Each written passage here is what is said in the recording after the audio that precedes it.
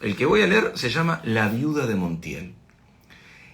Es de Los funerales de la mamá grande, que es un libro anterior a la super consagración de García Márquez con 100 años de soledad. 100 años de soledad lo publica en el 67 por Editorial Sudamericana de acá de Buenos Aires. Y Los funerales de la mamá grande me parece... Claro, es del 61, es de unos años antes. Así que bueno, de Gabriel García Márquez, La viuda de Montiel. Cuando murió don José Montiel, todo el mundo se sintió vengado, menos su viuda. Pero se necesitaron varias horas para que todo el mundo creyera que en verdad había muerto. Muchos lo seguían poniendo en duda después de ver el cadáver en cámara ardiente, embutido con almohadas y sábanas de lino dentro de una caja amarilla y abombada como un melón. Estaba muy bien afeitado, vestido de blanco y con botas de charol, y tenía tan buen semblante que nunca pareció tan vivo como entonces. Era el mismo don Chepe Montiel de los domingos, oyendo misa de 8, solo que en lugar de la fusta tenía un crucifijo entre las manos. Fue preciso que atornillaran la tapa del ataúd y que lo emparedaran en el aparatoso mausoleo familiar, para que el pueblo entero se convenciera de que no se estaba haciendo el muerto.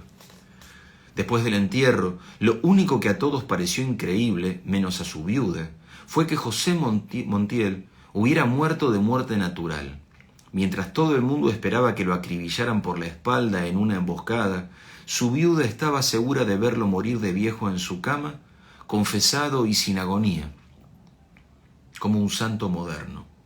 Se equivocó apenas en algunos detalles. José Montiel murió en su hamaca un miércoles a las 2 de la tarde a consecuencia de la rabieta que el médico le había prohibido. Pero su esposa esperaba también que todo el pueblo asistiera al entierro y que la casa fuera pequeña para recibir tantas flores. Sin embargo, solo asistieron sus copartidarios y las congregaciones religiosas, y no se recibieron más coronas que las de la administración municipal. Su hijo, desde su puesto consular de Alemania, y sus 2 hijas desde París, mandaron telegramas de 3 páginas. Se veía que los habían redactado de pie con la tinta multitudinaria de la oficina de correos, y que habían roto muchos formularios antes de encontrar $20 de palabras. Ninguno prometía regresar. Aquella noche, a los 62 años, mientras lloraba contra la almohada en que recostó la cabeza el hombre que la había hecho feliz, la viuda de Montiel conoció por primera vez el sabor de un resentimiento. Me encerraré para siempre, pensaba. Para mí es como si me hubieran metido en el mismo cajón de José Montiel. No quiero saber nada más de este mundo. Era sincera. Aquella mujer frágil, lacerada por la superstición, casada a los 20 años por voluntad de sus padres con el único pretendiente que le permitieron ver a menos de 10 metros de distancia, no había estado nunca en contacto directo con la realidad. 3 días después de que sacaron de la casa el cadáver de su marido, comprendió a través de las lágrimas que debía reaccionar, pero no pudo encontrar el rumbo de su nueva vida. Era necesario empezar por el principio. Estamos leyendo de Gabriel García Márquez, La viuda de Montiel. Entre los innumerables secretos que José Montiel se había llevado a la tumba, se fue enredada la combinación de la caja fuerte. El alcalde se ocupó del problema, hizo poner la caja en el patio, apoyada al paredón, y 2 agentes de la policía dispararon sus fusiles contra la cerradura. Durante toda una mañana, la viuda oyó desde el dormitorio las descargas cerradas y sucesivas, ordenadas a gritos por el alcalde. Esto era lo último que faltaba, pensó. 5 años rogando a Dios que se acaben los tiros, y ahora tengo que agradecer que disparen dentro de mi casa. Aquel día hizo un esfuerzo de concentración, llamando a la muerte, pero nadie le respondió. Empezaba a dormirse cuando una tremenda explosión sacudió los cimientos de la casa. Habían tenido que dinamitar la caja fuerte. La viuda de Montiel lanzó un suspiro. Octubre se eternizaba con sus lluvias pantanosas y ella se sentía perdida, navegando sin rumbo en la desordenada y fabulosa hacienda de José Montiel. El señor Carmichael, antiguo y diligente servidor de la familia, se había encargado de la administración. Cuando por fin se enfrentó al hecho concreto de que su marido había muerto, la viuda de Montiel salió del dormitorio para ocuparse de la casa. La despojó de todo ornamento, hizo forrar los muebles en colores luctuosos y puso lazos fúnebres en los retratos del muerto que colgaban de las paredes. En 2 meses de encierro había adquirido la costumbre de morderse las uñas. Un día, los ojos enrojecidos e hinchados de tanto llorar, se dio cuenta de que el señor Carmichael entraba en la casa con el paraguas abierto. «Cierre ese paraguas, señor Carmichael», le dijo. «Después de todas las desgracias que tenemos, solo nos faltaba que usted entrara a la casa con el paraguas abierto». El señor Carmichael puso el paraguas en el rincón. Era un negro viejo, de piel lustrosa, vestido de blanco y con pequeñas aberturas hechas a navaja en los zapatos para aliviar la presión de los callos. Es solo mientras se seca. Por primera vez desde que murió su esposo, la viuda abrió la ventana. «Tantas desgracias y además este invierno», murmuró mordiéndose las uñas. «Parece que no va a escampar nunca». «No escampará ni hoy ni mañana», dijo el administrador. «Anoche no me dejaron dormir los callos». Estamos leyendo de Gabriel García Márquez, La viuda de Montiel. Ella confiaba en las predicciones atmosféricas de los callos del señor Carmichael. Contempló la placita desolada, las casas silenciosas cuyas puertas no se abrieron para ver el entierro de José Montiel, y entonces se sintió desesperada con sus uñas, con sus tierras sin límites y con los infinitos compromisos que heredara y que nunca lograría comprender. «El mundo está mal hecho», sollozó. Quienes las visitaron por esos días tuvieron motivos para pensar que había perdido el juicio, pero nunca fue más lúcida que entonces. Desde antes de que empezara la matanza política, ella pasaba las lúgubres mañanas de octubre frente a la ventana de su cuarto, compadeciendo a los muertos y pensando que si Dios no hubiera descansado el domingo, habría tenido tiempo de terminar el mundo. «Ha debido aprovechar ese día para que no le quedaran tantas cosas mal hechas», decía. Al fin y al cabo, le quedaba toda la eternidad para descansar. La única diferencia, después de la muerte de su esposo, era que entonces tenía un motivo concreto para concebir pensamientos sombríos. Así, mientras la viuda de Montiel se consumía en la desesperación, el señor Carmichael trataba de impedir el naufragio. Las cosas no marchaban bien. Libre de la amenaza de José Montiel, que monopolizaba el comercio local por el terror, el pueblo tomaba represalias. En espera de clientes que no llegaron, la leche se cortó en los cántaros amontonados en el patio y se fermentó la miel en sus cueros, y el queso engordó gusanos en los oscuros armarios del depósito. En su mausoleo adornado con bombillas eléctricas y arcángeles en imitación de mármol, José Montiel pagaba 6 años de asesinatos y tropelías. Nadie en la historia del país se había enriquecido tanto en tan poco tiempo.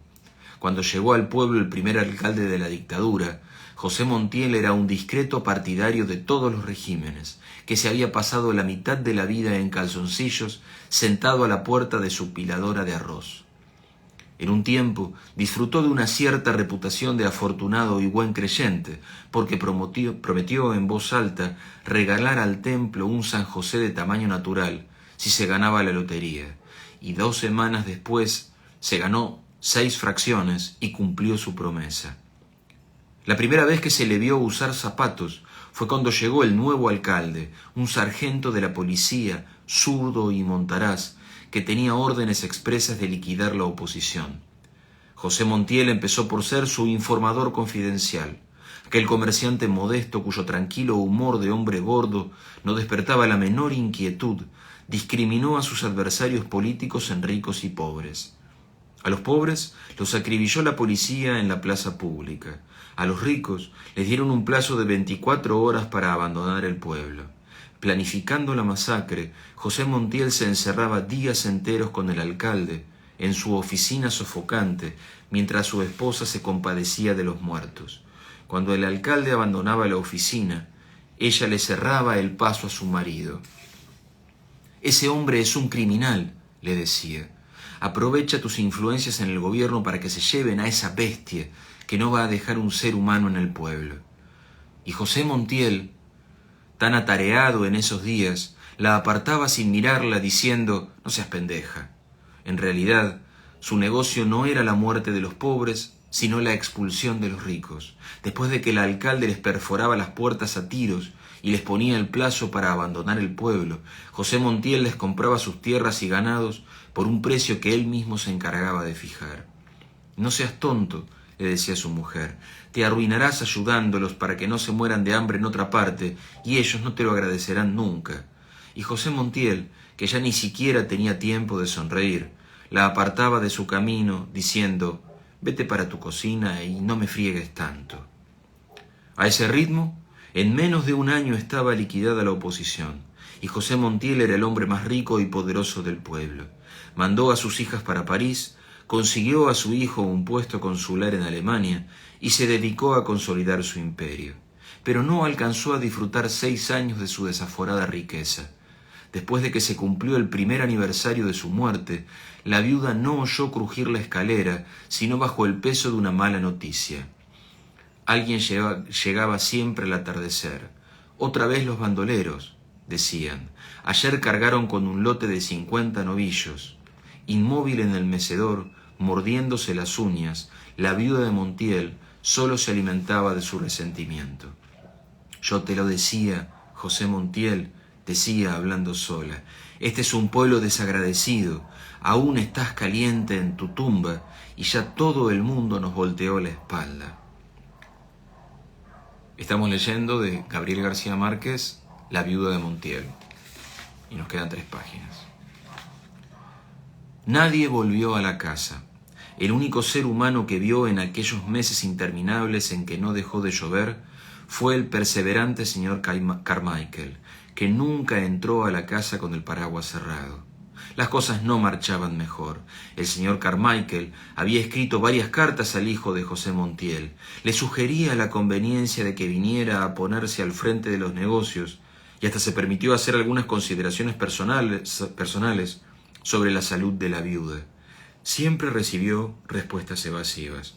Por último, el hijo de José Montiel contestó francamente que no se atrevía a regresar por temor de que le dieran un tiro. Entonces el señor Carmichael subió al dormitorio de la viuda y se vio precisado a confesarle que se estaba quedando en la ruina. «Mejor», dijo ella, estoy hasta la coronilla de quesos y de moscas. Si usted quiere, llévese lo que le haga falta y déjeme morir tranquila». Su único contacto con el mundo a partir de entonces fueron las cartas que escribía a sus hijas a fines de cada mes. «Este es un pueblo maldito», les decía. «Quédense allá para siempre y no se preocupen por mí. Yo soy feliz sabiendo que ustedes son felices». Sus hijas se turnaban para contestarle. Sus cartas eran siempre alegres y se veía que habían sido escritas en lugares tibios y bien iluminados y que las muchachas se veían repetidas en muchos espejos cuando se detenían a pensar. Tampoco ellas querían volver. «Esto es la civilización», decían. «Allá, en cambio, no es un buen medio para nosotras. Es imposible vivir en un país tan salvaje donde asesinan a la gente por cuestiones políticas». Leyendo las cartas, la viuda de Montiel se sentía mejor y aprobaba cada frase con la cabeza. En cierta ocasión, sus hijas le hablaron de los mercados de carne de París. Le decían que mataban unos cerdos rosados y los colgaban enteros en la puerta, adornados con coronas y guirnaldas de flores. Al final, una letra diferente a la de sus hijas había agregado: «Imagínate que el clavel más grande y más bonito se lo ponen al cerdo en el culo». Leyendo aquella frase, por primera vez en 2 años, la viuda de Montiel sonrió. Subió a su dormitorio sin apagar las luces de la casa y antes de acostarse volteó el ventilador eléctrico contra la pared. Después extrajo de la gaveta de la mesa de noche unas tijeras, un cilindro de esparadrapo y el rosario, y se vendó la uña del pulgar derecho, irritada por los mordiscos. Luego empezó a rezar, pero al segundo misterio cambió el rosario a la mano izquierda, pues no sentía las cuerdas a través del esparadrapo. Por un momento oyó la trepidación de los truenos remotos. Luego se quedó dormida con la cabeza doblada en el pecho. La mano con el rosario rodó por su costado y entonces vio a la mamá grande en el patio con una sábana blanca y un peine en el regazo, destripando piojos con los pulgares. Le preguntó: ¿Cuándo me voy a morir? La mamá grande levantó la cabeza. Cuando te empiece el cansancio del brazo. De Gabriel García Márquez, La viuda de Montiel.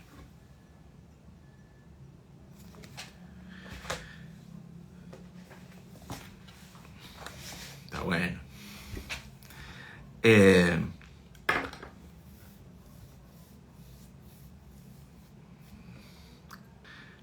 Un par de cosas que me encantan siempre de García Márquez y algo que tienen los grandes autores. Algo que me encanta de García Márquez es su manejo de vocabulario, su ritmo y su musicalidad.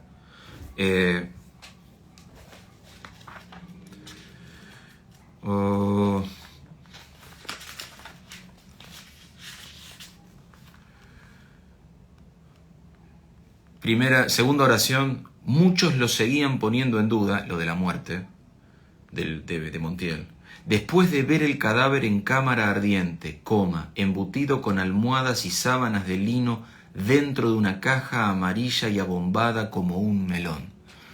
Toda esa serie de subordinaciones y de imágenes le dan a lo que escribe García Márquez música. No todo el mundo escribe con música.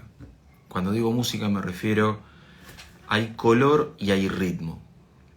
Y eso le da una métrica estupenda que es muy difícil de sostener en el mundo audiovisual.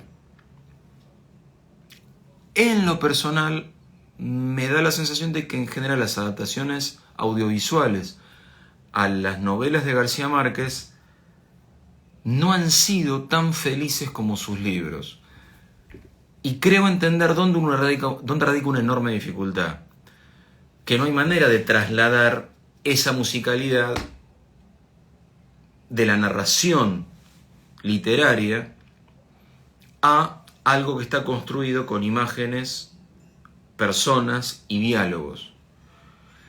De hecho, los diálogos, que son muy buenos, son extremadamente secos. Hay una enorme distancia entre la parafernalia barroca de lo que está describiendo y lo que dicen los personajes. Los personajes dicen muy poca cosa.